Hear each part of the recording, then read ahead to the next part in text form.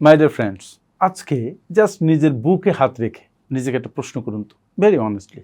প্রতিদিন আপনি ঘুম থেকে ওঠেন, চিন্তা করেন, চেষ্টা করেন, কিছু কাজও করেন, টায়ার্ড হন, এগুনোর চেষ্টা করেন, কিন্তু আপনার কি মনে হয় যে না, আলটিমেটলি আপনি এগুতে পারছেন না? কালকে যে জায়গায় আটকে ছিলেন আজও ঠিক একই জায়গায় আটকে আছেন। আপনার পরিশ্রম হচ্ছে, কাজও করছেন, কিন্তু প্রোগ্রেস হচ্ছে না। তার মানে আপনি আসলে বড় হচ্ছেন না, এগুচ্ছেন না, বরং একই জায়গায় ঘুরপাক খাচ্ছেন। কেন এমন হচ্ছে? একবারও চিন্তা করেছেন? একটু গভীরভাবে ভাবুন। এটা কিন্তু আপনার কোনো ভাগ্য নয়, এটা আপনার পরিণতি নয়, কপাল নয়, এটা আপনার অতীত নয় বা অতীতের কোনো কর্মকাণ্ড নয়। এটা হচ্ছে আপনার জীবনের সেই সব ছোট ছোট অভ্যাস যা আপনি প্রতিদিন উপেক্ষা করছেন, জাস্ট উপেক্ষা করছেন। আর যে অভ্যাসগুলো আপনি প্রতিদিন উপেক্ষা করছেন সেগুলোই মূলত আপনার ভবিষ্যৎ গড়ে দিচ্ছে, কিন্তু আপনার অজান্তেই।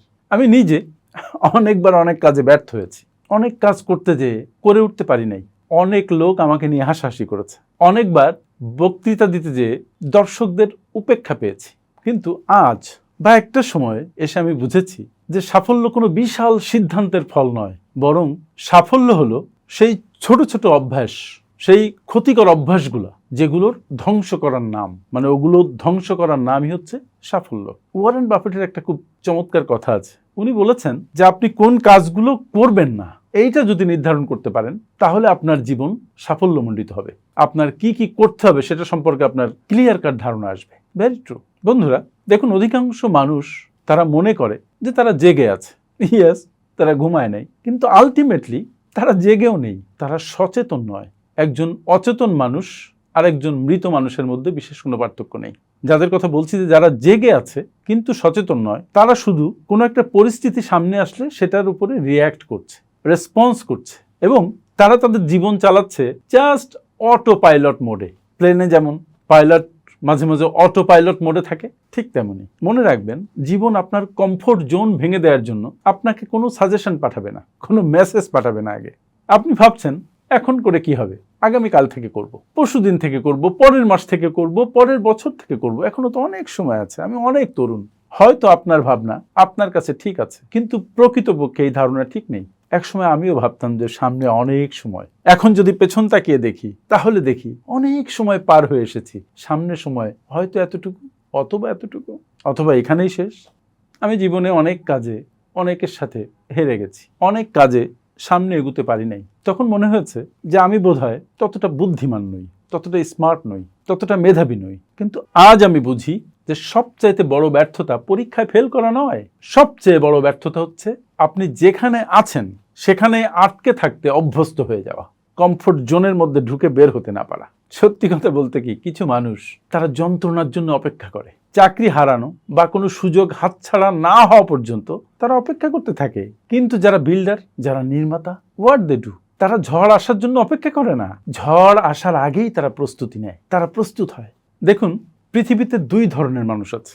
এক ধরনের মানুষ তারা বলে যে সব ঠিক আছে, আরেক ধরনের মানুষ প্রশ্ন করে যে আমরা কি কিছু মিস করছি, আমরা কি কিছু হারিয়ে ফেলছি, কোনো সুযোগ মিস করছি, আমরা কি ঠিক মতো সামনে এগোচ্ছি।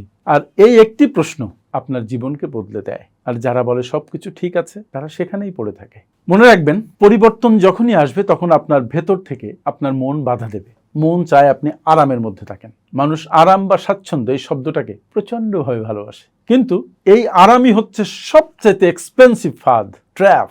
আপনি যখন বড় কোনো ব্যর্থতার মুখোমুখি হন, বড় কোনো যন্ত্রণার মুখোমুখি হন, সেই যন্ত্রণাকে যদি আপনি অ্যাকসেপ্ট না করে, যন্ত্রণার বৃত্ত ভেঙে যদি আপনি বের হয়ে আসতে পারেন, আপনি যদি যন্ত্রণার ওই কমফোর্টে অভ্যস্ত না হয়ে আপনি যন্ত্রণার মুক্তির জন্য সবকিছু ভেঙে চুরে বাইরে বেরিয়ে আসেন, তখন আপনি বড় হবেন। আলটিমেটলি ওই যন্ত্রণাই আপনাকে বড় হতে বাধ্য করবে। আজকের দিনে অনেক মানুষ দেখবেন যে এমন চাকরিতে যায় যে চাকরি সে লাইক করে না, ফোনে স্ক্রল করে, ঘুমিয়ে পড়ে, কাজের প্রতি কোনো মনোযোগ থাকে না। আলটিমেটলি সেখানে ভয়ানক কিছু ঘটে না, কিন্তু বিশেষ কোনো পরিবর্তনও আসে না। এবং এই যে জোন, ভাল লাগছে না বাট কাজ করছেন, বিশেষ কোনো পরিবর্তন হচ্ছে না, এই জোনটাই হচ্ছে সবচাইতে ডেঞ্জারাস জোন। মনে রাখবেন, ঠিকঠাক থাকা বা সবকিছু তো ওকে থাকা আপনার বড় হওয়ার পথে সবচাইতে বড় বাধা। আসুন একটু সময় নিয়ে কথা বলি। সাধারণ মানুষেরা দিনের হিসাব নিয়ে ভাবে, আর যারা বড় মানুষ, সফল মানুষ, তারা বছরের হিসাব ভাবে। লম্বা সময়ের হিসাব ভাবে। যেমন জ্যাকমার নাম আমরা সবাই জানি। সে যখন আলিবাবা শুরু করেছিল চায়নায়, তখন সবাই তাকে পাগল বলেছিল। চায়নায় ইন্টারনেটের অবস্থা তখন খুবই করুণ। কিন্তু এখন এত বছর পরে আলিবাবা বিশ্বের অন্যতম সেরা বড় অনলাইন প্ল্যাটফর্ম। তার মানে জ্যাকমার চিন্তা দিন নিয়ে মাস নিয়ে ছিল না, বরং ছিল অনেক সুদূর প্রসারী, লম্বা চিন্তা, লম্বা সময় নিয়ে চিন্তা। দেখুন, মানুষ একটা বীজ বুনে এর পরের দিনই মাটি খুঁড়ে দেখতে থাকে যে এটা থেকে অঙ্কুরোদ্গম হলো কিনা, চারা বেরোচ্ছে কিনা। প্রকৃতি তো এইভাবে কাজ করে না। আপনি বীজ বুনে যদি প্রত্যেক দিন তার উন্নতি দেখতে থাকেন, ইউ উইল ফাইন্ড নাথিং। আপনি শুধু সময় নষ্ট করবেন এবং ওই বীজের গাছ হয়ে ওটাকে বাধাগ্রস্ত করবেন। আসলে তাড়াহুড়োতে সবসময় সাফল্য নষ্ট হয়। মনে রাখবেন, আজ কঠিন, কাল হয়তো আরো কঠিন হতে পারে, কিন্তু তার পরের দিনটা বা তার পরের দিনটা হবে দারুণ রৌদ্রোজ্জ্বল, আলোকিত। কিন্তু প্রবলেম হচ্ছে অধিকাংশ মানুষ আগামীকালের যে কঠিন দিনটা, সেই দিনটা পার করার আগেই হাল ছেড়ে দেয়। আল্লাহ যখন কাউকে বিশাল কিছু দান করেন, তখন সেই দানটা বা উপহারটা আল্লাহর সমস্যার মোড়কে মুড়ে দেন। সমস্যার মোড়কে মুড়ে আল্লাহ ওই বান্দার কাছে পাঠিয়ে দেন।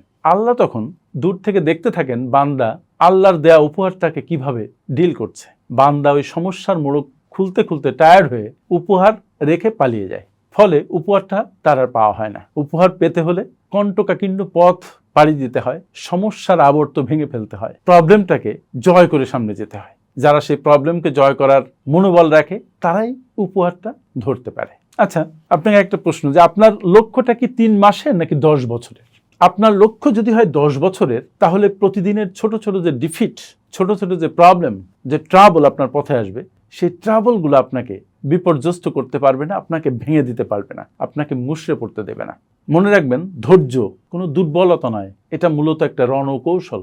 এখন সবচেয়ে গুরুত্বপূর্ণ একটা বিষয় নিয়ে কথা বলি, সেটা হচ্ছে ডিসিপ্লিন। আপনার যদি অনুপ্রেরণা বা মোটিভেশন নাও থাকে, নো প্রবলেম।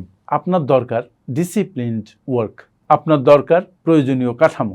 মোটিভেশন হয়তো কোনো কাজ শুরু করতে আপনাকে উদ্যোগী করে, কিন্তু ডিসিপ্লিন আপনাকে ওই কাজটার সমাপ্তির দিকে নিয়ে যায়। তাই ডিসিপ্লিন ইজ এ মাস্ট।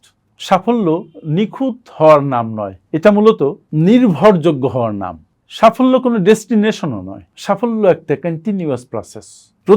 প্রতিদিন যখন আপনি আপনার দেয়া কমিটমেন্টের কাছে আত্মসমর্পণ করেন বা আপনার দেয়া কমিটমেন্টকে আপনি নিজেই ভাঙেন, তখন মূলত আপনি আপনার নিজেকে দুর্বল করেন। ছোট ছোট যে জয়, সেই জয়গুলোই আপনার আত্মবিশ্বাস বাড়িয়ে দেয়। ডিসিপ্লিন, যেটা নিয়ে বলছিলাম, এটা শুরুতে খুব কষ্টদায়ক, কিন্তু যদি আপনি ডিসিপ্লিনড ওয়েতে সামনে যেতে পারেন, তাহলে সেটাই হয়ে ওঠে আপনার মূল পরিচয়। আপনি কে সেটা নির্ধারণ করে আপনার ডিসিপ্লিনড অ্যাকশন।